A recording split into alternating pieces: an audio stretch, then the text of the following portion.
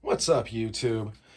And what we're looking at today is a truncheon by Witchdoctor Zero.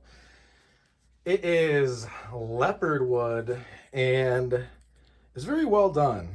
I like how well thought out it is. I also used to, or I still have it. It's an asp, an extendable baton, but it's actually an asp, and it has this attachment on it.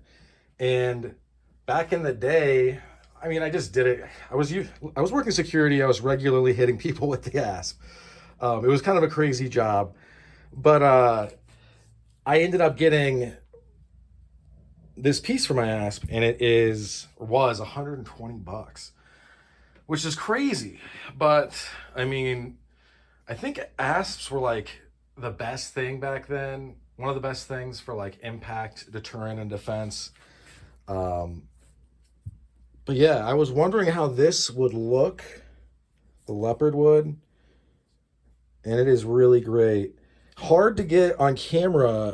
Witchdoctor Zero took some photos, and it's just really hard to see and tell. But in real life, in person, this thing is gorgeous.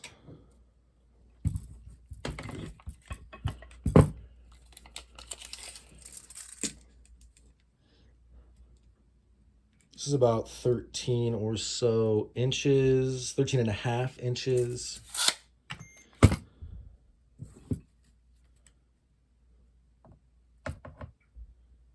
And it is about 10 ounces.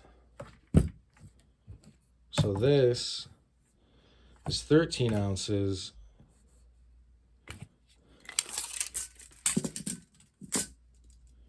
About 15 inches. There's a couple ways you could use this leather, very traditional lanyard. Kind of depends on how I picked it up, but I mean, you can do this. Keeps it all nice and neat. Kind of limits your ability to get down here, but if you really wanted to, you could just do one of these. And then this gives you purchase on this, where now the amount of force I can generate is huge. Like, I'm using every bit of the lever. And not only that, it's way, way hard to get this out of your hand. If someone were to like grab it, I know in a lot of the schools, I keep seeing them like telling people to like reach over and either mess with the knife of whoever you're fighting, or I also see, and it's not, see them, it seems like they're encouraging people to grab the stuff, which is risky, because if you're reaching for this, let's say you grab it, I mean, if you're fighting somebody that knows what's up, they're already going to know whether you're going to be able to yank this. And for me, I just don't think you're going to be able to pull it out of my hand.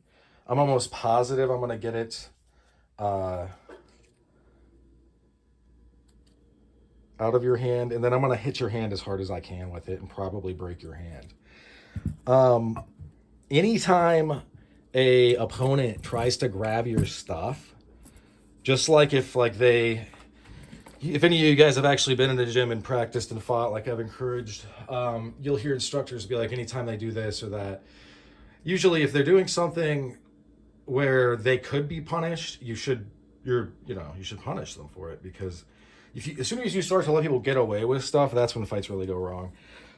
So yeah, I mean, anytime someone tries to grab anything from me, I'm gonna try to break their hands, basically, because that shows an intent that is both malicious and hostile to you. So, and legally, if they grab a hold of this, they're now armed. That's how that works for real. I know that people don't really like to think about it that way, but that's what's up. And he put all these O-rings on here. That's another reason I just don't think you could get this out of my hand. Like, it is smaller than this. I mean, I would say without this, it's even smaller still.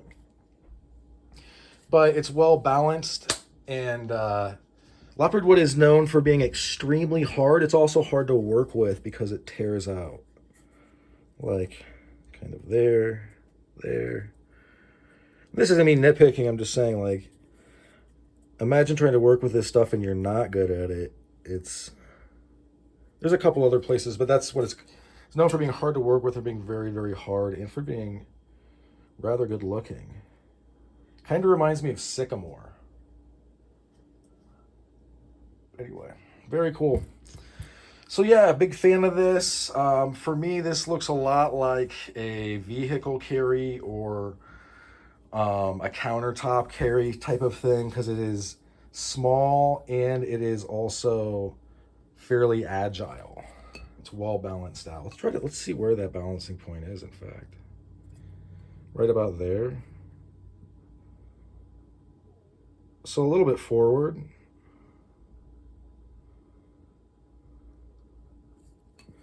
This one keeps wanting to roll off. I might just let it be off when it's just gonna roll around. I don't know. I'm not sure what I'm gonna do about that. This one here is super, super in there. These grooves are such a good idea. I'm glad I got this. I don't know if you guys could tell, but very glad I got this. This one, let's see where this is weighted. This one is more very central. This is another well done one though. So yeah, check it out. If you this was I think $60-ish. This was $30-ish after shipping. You know, this included shipping. This 60, 70, 80 bucks for something like this is a screaming deal. It is like, whoa. Like, dude, getting this for 30 shipped was a screaming deal. But Witchdoctor Zero's really thought this one out. I also like this one. But yeah. Anyway, that's about all she wrote for this one. Thanks for sticking with me to the end. Hope you folks have a good rest of your day. And this would be also, like, say, you know, camping season is right around the corner with fall. Be around a lot of fires. This is a pretty universal defense tool that you could pretty much just flip to anybody and be like, hey, you know, watch out, I'll be right back, or hey, can I see that?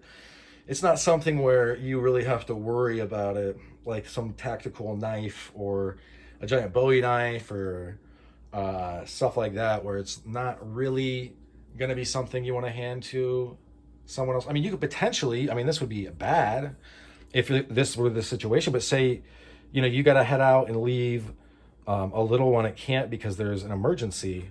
Like, bam, here you go, 11-year-old, don't get eaten by a bear. Or anybody else. People disappear sometimes. I would rather give somebody a chance than clutch my pearls like some liberal and be like, I don't believe in leaving people to fend for themselves when they're defenseless. In any event, that's about all. Bye now.